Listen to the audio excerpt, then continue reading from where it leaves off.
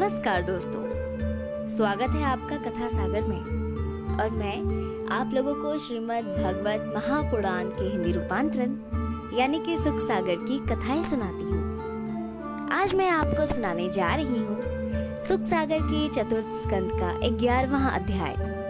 इस अध्याय में ध्रुव जी को मनु जी का दर्शन और ज्ञान की प्राप्ति दी गई है। कथा शुरू करने से पहले भगवान के चरणों में सिर झुकाकर मेरे साथ प्रेम से बोले, ओम नमो भगवते वासुदेवाय नमः। भगवान से आशीर्वाद लेकर उनमें अपने मन को लगाकर अपने ध्यान को एकाग्रचित करके इस कथा को सुनिए। आगे की कथा को मैत्रेयी जी विदुर जी से बतलाते हुए कहते हैं कि हे विदुर जी, जब यक्षों ने ऐसी माया फैलाई तो उसे निस्सार समझ और मुनियों को भयभीत जानकर ध्रुव जी ने अपना अत्यंत प्रभावशाली नारायण अस्त्र उठा लिया। इसका उठाना था कि यक्षों की सारी माया तुरंत में ही नष्ट हो गई। उसकी भयंकर मार से जो बचे बचाए यक्ष थे वो भी पुनः मार डाले गए और एक प्रकार से अब उन यक्षों का समूल ही विनाश सा हो गया था। तब यक्षों के कुल का अपने वंशज ध्रुव द्वारा इस प्रकार का भीषण संहार हुआ तो इसको देख के पितामह स्वयंभुव मनु ऋषियों के साथ उस पर्वत पर उनके पास चले गए और बोले, हे वत्स, ये तुमने क्या किया है? तुम्हारे जैसे धार्मिक को ऐसा संहार करना कदापि शोभा नहीं देता है। तुम्हारा ऐसा कार्य तो हमारे वंश के लिए सर्वदा ही अशोभनीय है। हे भ्रातृप्रिय, तुमने अपने एक भाई के लिए कितने ही यक्षों को मार डाला है। तुम्हारे जैसे विष्णु भक्त के लिए यह कर्तव्य उचित नहीं है। तुम शरीर को आत्मा क्यों मानते हो? इससे तो ईश्वर तुम पर कदापि प्रसन्न नहीं हो सकते। ईश्वर तो सब प्राणियों पर क्षमा, दया, मित्रता और समदृष्टि के भाव से प्रसन्न होते हैं और जो ऐसा करता है वही ब्रह्मा को प्राप्त होता है। पंचभूतों द्वारा रचित यह शरीर तब तक व्यर्थ है जब तक वह ब्रह्मा को प्राप्त न हो जाए और वो ब्रह्मा ही ईश्वर है।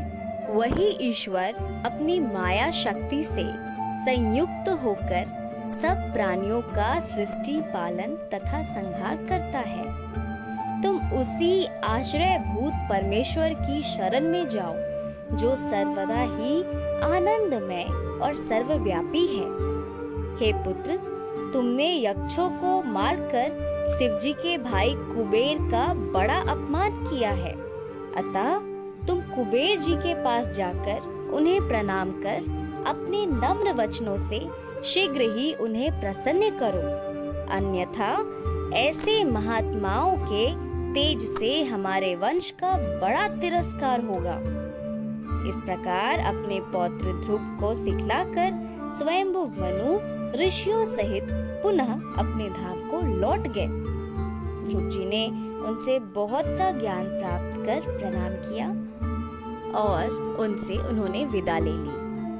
इसी के साथ चतुर्थ स्कंद का 11वां अध्याय यहीं पर संपूर्ण होता है। तो सब कोई मेरे साथ एक बार प्रेम से बोलिए, ओम नमो भगवते वासुदेवाय नमः। अगर आप पहले के अध्याय को नहीं सुन रखे हैं तो आप अवश्य ही पहले के अध्याय को सुनें, जिससे क्या होगा, आपको आज की ये कथा और अच्छे से समझ में आएगी।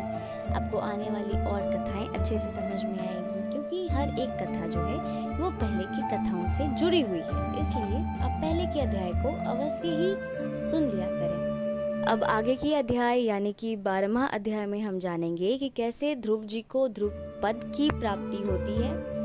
और अगर अभी तक आप कथा सागर के परिवार से नहीं जुड़े हैं तो जुड़ जाएं कथा सागर के परिवार से। कर दे चैनल को सब्सक्राइब, हिट करें बेल आइकन और भगवान में अपने आप को लीन करके रखें। भगवान में अपना मन और ध्यान एकाग्रचित करके रखें। इसी के साथ मैं लेती हूँ आप लोगों से विदा। जल्द मिलूंगी आगे के अध्याय में। तब तक के लिए आप लोग खुश रहिए, हंसते रहिए, अपना ख्याल रखिए, अपने आसपास वालों का ख्याल रखिए, मिलजुल कर रहिए, स्वस्थ रहिए और भगवान में अपने आप को लीन करके रखिए। भगवान आप सबकी मनोकामनाओं को पूर्ण करें। ओम शांति शांति।